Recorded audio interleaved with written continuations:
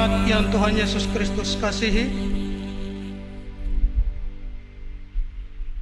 pembacaan di dalam Habakuk pasal 3 ayat 1 sampai dengan ayatnya ke-19 dengan tema yang akan diangkat. Dari pembacaan ini berkata, Tuhan mengubah kesulitan hidup manusia. Tuhan mengubah kesulitan hidup manusia adalah bagian tema yang akan diangkat dari pembacaan ini. Ya, di dalam Habakuk pasal 3 ayat 1 sampai dengan ayatnya ke-19, bagian ini berbicara tentang doa dari Nabi Habakuk. Doa merupakan bagian dari ungkapan hati kita sebagai umat manusia kepada Tuhan Allah yang kita akan sembah dalam hidup kita.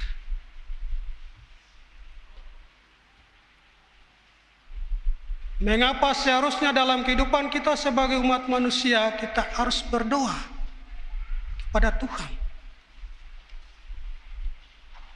Karena Tuhan yang kita sembah, Tuhan yang kita yakini dalam kehidupan kita adalah Tuhan yang berkuasa.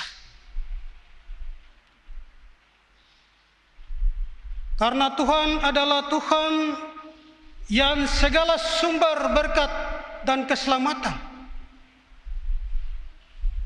bagi umat manusia yang ada di bumi ini.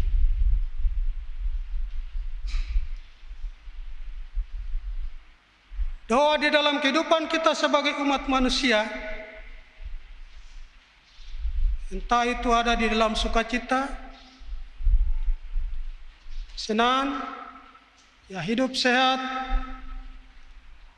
hidup dengan mendapat berkat-berkat yang ada dalam hidup kita, itu bagian yang terus kita tetap mensyukuri akan hidup ini dengan Tuhan. Hidup di dalam kesulitan apapun juga, penderitaan apapun dalam kehidupan kita yang menjadi beban dalam pergumulan hidup kita manusia, tetapi sebagai umat yang percaya kepada Tuhan Allah, pasti kita harus mengungkapkan isi hati kita untuk kita berdoa kepada Tuhan. Karena kita percaya bahwa Dia adalah Tuhan yang berkuasa. Dia yang menyatakan berkat, Dia yang menyatakan keselamatan. Di luar daripada itu tidak ada. Hanya Tuhan yang hidup itu. Ya, bagian ini yang juga menjadi suatu ungkapan hati dari doa Nabi Habakuk. Sebagai seorang nabi telah diutus dan ada di tengah-tengah bangsa Yehuda. Sebagai suara kenabian yang akan bernubuat ada di tengah-tengah bangsa itu. Dalam situasi kondisi yang akan terjadi saat itu, ya mungkin akibat dari ketidaksetiaan dalam hidup umat yang hidup sebagai umat Allah itu pada perintah-perintah Tuhan, hidup sesuai dengan apa yang menjadi keinginan dalam kehidupan mereka, dengan hal-hal kebutuhan-kebutuhan hidup yang ada. Nah, ini juga merupakan suatu bagian yang ada di dalam beban pergumulan hidup sebagai seorang nabi, tapi juga sebagai seorang bangsa yang kuat pada zaman itu di dalam pemerintahan Raja Yosiah. tahun 640 sampai 609 sebelum Masehi, di mana terjadinya bangsa dengan bangsa akan berlawanan. Ya, Babel salah satunya sebagai suatu bangsa yang kuat. Bangsa yang tidak mengakui Tuhan. Hidup sebagai bangsa yang fasik. Ada di dalam perlawanan peperangan. Sehingga mengakibatkan umat Tuhan yang hidup dengan Tuhan saat itu, pasti mereka ada di dalam kesulitan. Sebagai seorang nabi yang akan diutus dan ada di tengah-tengah bangsa itu, menyadari akan diri bahwa ya, kalau menurut kekuatan, kemampuan, alat perang yang ada pasti lemah. Tidak bisa untuk mau berhadapan dengan bangsa yang kuat seperti itu. Maka sebagai seorang nabi, dia harus berdoa. Tuhan, karena dia percaya bahwa hanya Tuhanlah yang menjadi sumber kekuatan dalam hidupnya. Hanya Tuhan yang berkuasa. Di luar daripada itu tidak ada. Ya, kalau kita lihat pada ayat 2, dalam kesaksian melalui doa Nabi Habakuk,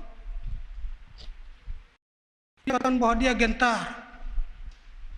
Saat itu ada dalam ketakutan. Tapi dia juga sudah tahu bahwa pekerjaan Tuhan itu luar biasa. Ketakutan, kegentaran sebagai seorang nabi itu bukan berarti dia takut, tidak. Tapi bagaimana dengan sesungguh hati, dia menyadari bahwa apa yang akan dia ungkapkan menjadi suatu doa kepada Allah, kepada Tuhan yang disembah itu, maka Tuhan itu harus menyatakan kuasanya. Ya, kalau kita lihat pada ayat-ayat kelanjutan dari ayat 4 sampai dengan ayat 16, bagaimana kuasa Allah itu akan nyata.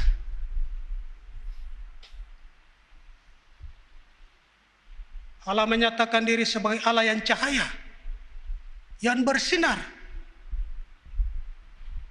menyatakan kuasa kekuatan melalui suatu hukuman yang akan terjadi atas bangsa kafir.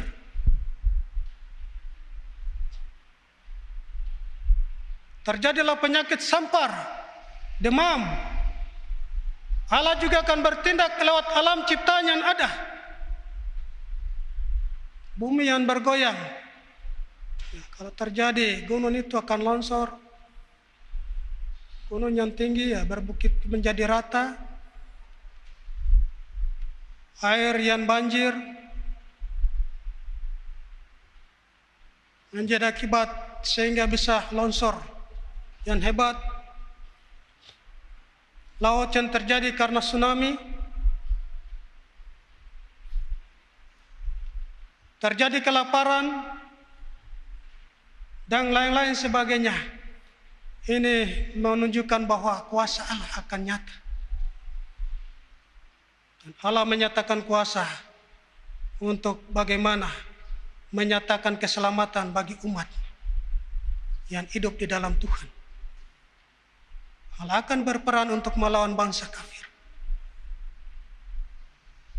Ya, kalau kita lihat pada ayatnya yang ke-13, engkau berjalan maju untuk menyelamatkan umatmu, untuk menyelamatkan orang yang kuurapi. Engkau meremukan bagian atas rumah orang-orang fasik, dan kau buka dasarnya sampai batu yang penghabisan. Merupakan suatu kuasa Allah yang Allah telah nyatakan Allah akan mendengar ungkapan hati doa dari seorang nabi. Dia akan berdoa. Sebagai seorang nabi dia akan melihat kuasa Allah itu. Apa yang akan terjadi? Allah dinyatakan sebagai satu pedang yang tajam, anak panah yang tajam, tombak yang tajam. Ia juga disebut sebagai orang yang akan berkuda menginjak laut itu. Ada di tengah-tengah dua bangsa itu. Ketika kuasa Allah itu akan terjadi, supaya bangsa yang tidak akan mengenal Allah, mereka harus kalah. Mereka harus kalahkan.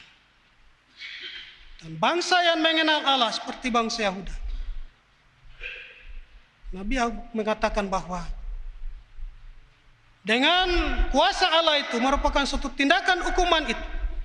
Bukan berarti kepada Babelnya saja, tapi supaya bangsa Babel itu, umat Allah, pilihan Allah yang ada di bangsa itu, ketika mereka juga ada di dalam hukuman itu, di situ mereka juga akan menyadari tentang sikap hidup mereka.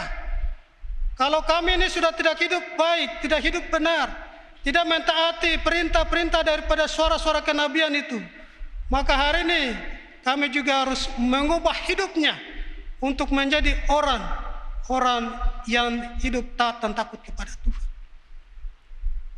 Jadi tema di hari ini dari pembacaan ini berkata, Tuhan mengubah kesulitan hidup manusia. Manusia hidup dalam kesulitan dulu, akibat daripada perbuatan itu. Baru tindakan Allah itu dia akan nyatakan untuk mengubah hidup manusia itu.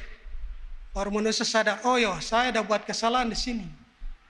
Oh, saya tidak mentaati hidup ini dengan Tuhan. Saya beralih dari kehidupan saya untuk percaya kepada Tuhan, saya akan sembah kepada kuasa-kuasa lain. Hari ini harus mengembalikan hidup itu, supaya hidup menjadi umat yang kudus di hadapan Tuhan. Ayat 17, kalau kita lihat di sisi sebagai suatu pergumulan dari Nabi Habakuk, ya, memang terjadi di situ ada kelaparan juga. Pohon zaitun, anggur, berbagai tanaman kebun yang ada tidak ada hasil. Ini juga bagian daripada suatu tindakan Allah atas kehidupan umat seperti itu, untuk bagaimana memperbaiki kehidupan umat. Kalau terjadi kemarau yang besar, panas sampai berbulan-bulan, tanaman kalau sudah tidak berhasil, ya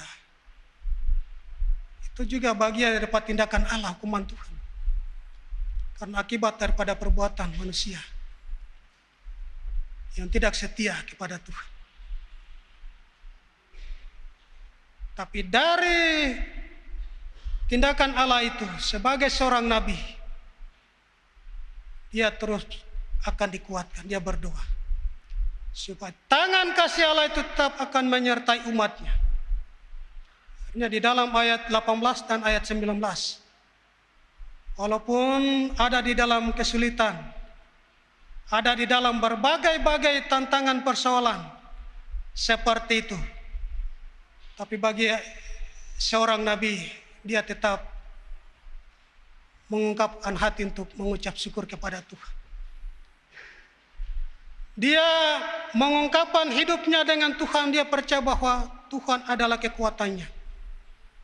Dan Tuhan telah memberikan kepada dia sebagai seorang nabi untuk kuat. Ada di tengah-tengah bangsa itu. Ya, seperti kaki rusa yang akan berjalan, menginjak bukit-bukit, menunjukkan kuasa Tuhan, menguatkan dirinya untuk dia terus akan menjadi seorang hamba bernubuat kepada umat. Jemaat yang Tuhan Yesus Kristus kasihi, dalam kehidupan kita sebagai umat manusia, dalam berbagai pergumulan hidup kita, pasti setiap saat, setiap waktu, manusia pasti ada punya pergumulan. Ya, kalau bersenang-senang itu bagian dari hidup yang ada pada kehidupan kita, untuk bagaimana kita juga akan mengucap syukur kepada Tuhan dengan hati yang bersukacita.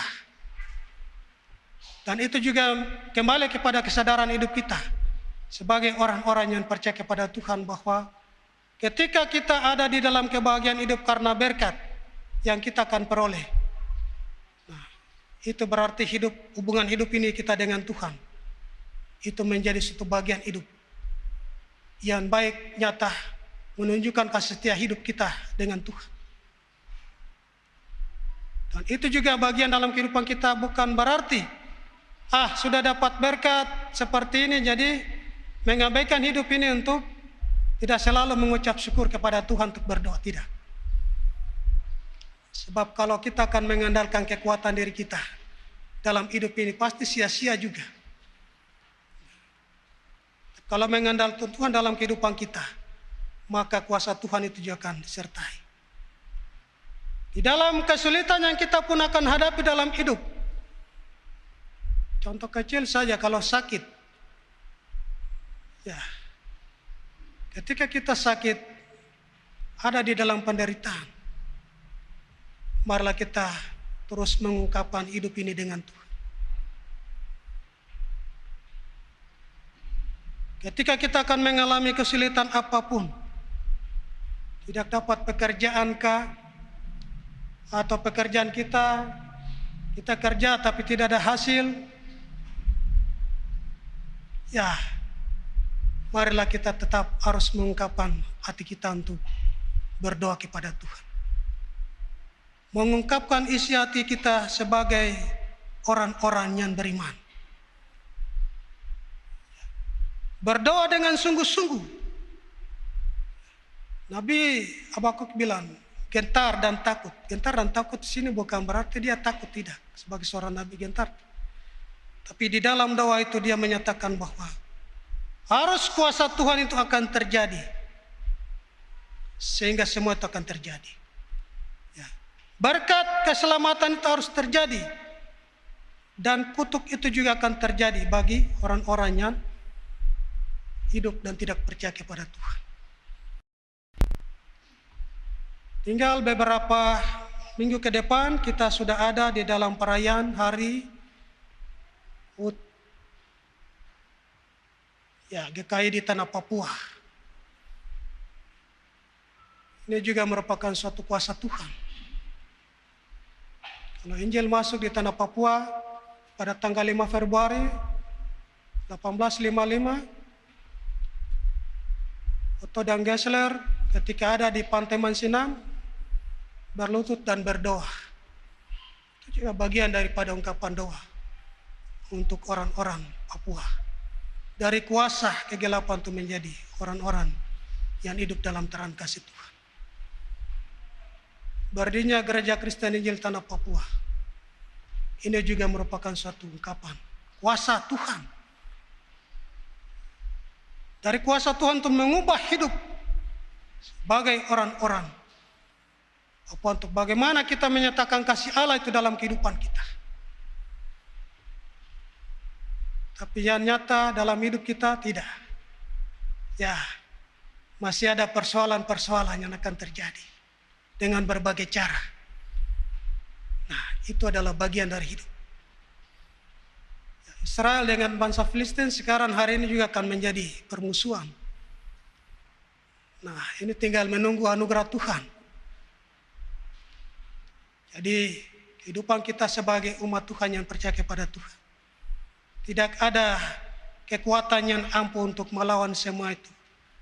Hanya Tuhan saja. Maka serahkanlah hidup ini kepada Tuhan kalau ada di dalam beban, ada di dalam kesulitan apapun.